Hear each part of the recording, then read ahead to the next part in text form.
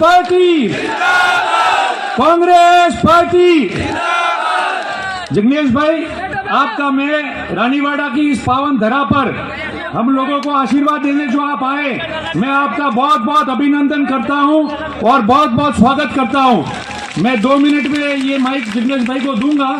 आप केवल इतना बात ध्यान रखो, क्योंकि आगे साचौर जाना है, उसके आगे भी इनको जाना है, बाड़मेर मीटिंग है। मैं इतना कहना चाहता हूं कि आप आज हमारे बीच में आए हमको आशीर्वाद देने के लिए, आप मेरी सिफारिश करने आए। इतने वर्षों तक जो मैं इन लोगों के साथ में एक परिवार का बेटा बन के खड़ा रहा हूं, उसके लिए आप मेरी वापस पुनः इस परिवार को सिफारिश देने आए।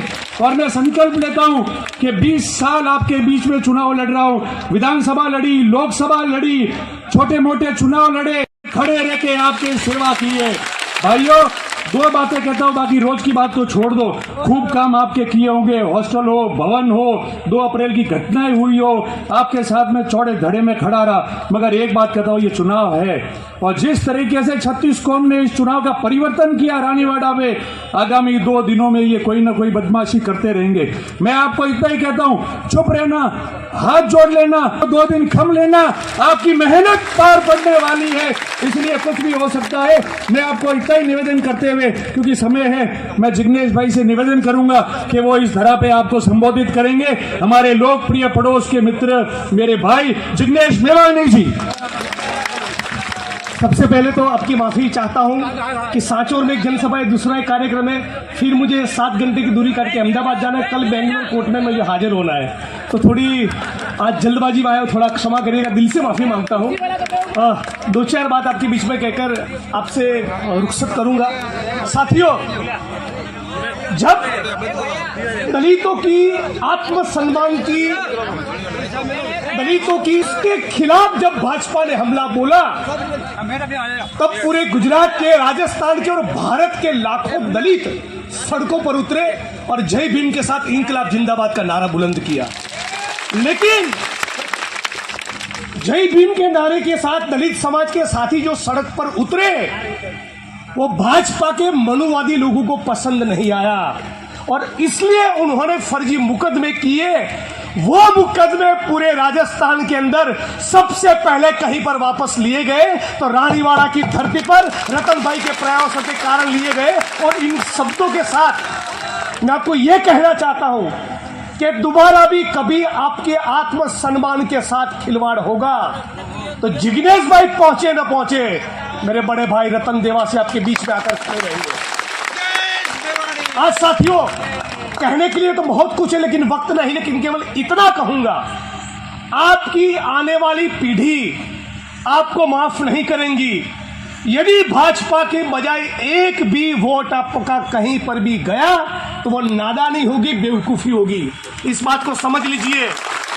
आपका मेघवाल समाज का, वाल्मीकि समाज का, बैरवा समाज का, एक दलित समाज का, एक भील आदिवासी ओबीसी समाज का, किसान का, मजदूर का, मालधारी का, सभी का वोट डंके की चोट पर केवल मेरे भाई के लिए पड़ना चाहिए, हाथ के निशान पर पड़ना चाहिए।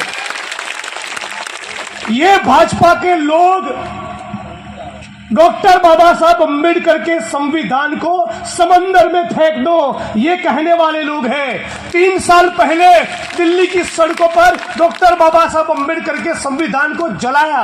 इन भाजपा को सबसे ज्यादा नफरत है तो डॉक्टर भीमराव बाबा साहब अम्बेडकर से और बाबा साहब के संविधान से, और इसीलिए भाजपा को हराना है तो आपके गांव के एक बूथ के एक व्यक्ति को मेरी तरफ से हाथ जोड़िएगा।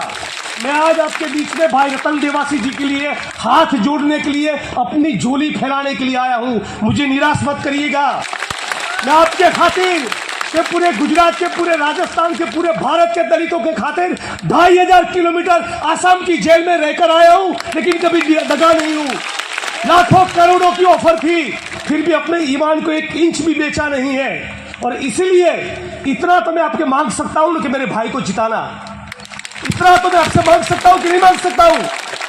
तो पूरी ताकत के साथ डंके की चोट पर सारे प्रयास लगाकर मान के चलिए कि जिग्नेश मेवानी ने, आपके इस भाई ने, आपके इस बेटे ने यहां से पर्चा भरा हो और आप कितने वोट देंगे उतने वोट रतन देवासी भाई को मिलने चाहिए। और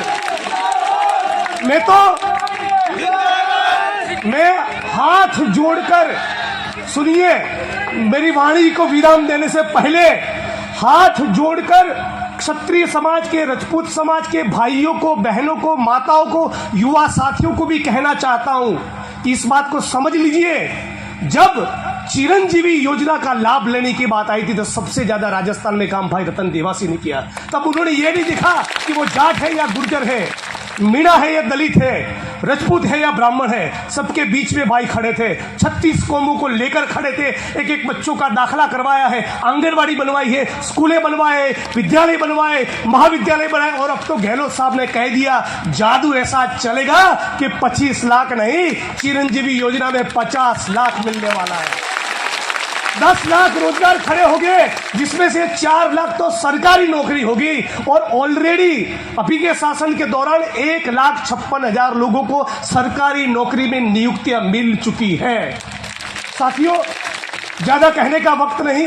अब तमाम साथियों को हाथ जोड़कर विनती कर रहा हूं, प्लीज मेरी इतनी गुजारिश है, हाथ जोड़कर विनती है, हर कीमत पर रतन देवासी साहब जीतने चाहिए।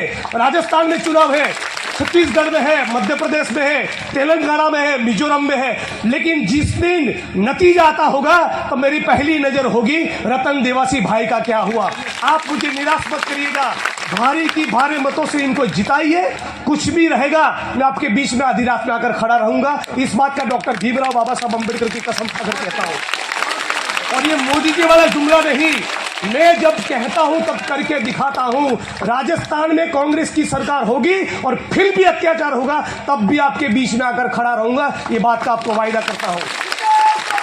और इसलिए पूरी ताकत लगाकर बाबा साहब अम्बेडकर के संविधान को बचाना है, इस देश को बचाना है, भगत सिंह के, बाबा साहब अम्बेडकर के, ज्योतिबा फूले के सपनों को बचाना है। जाति और धर्म की राजनीति छोड़ दीजिए। कबीर साहब ने तो कहा था कि एक राम दशरथ का बेटा, दूजा जो घटघट में बैठा।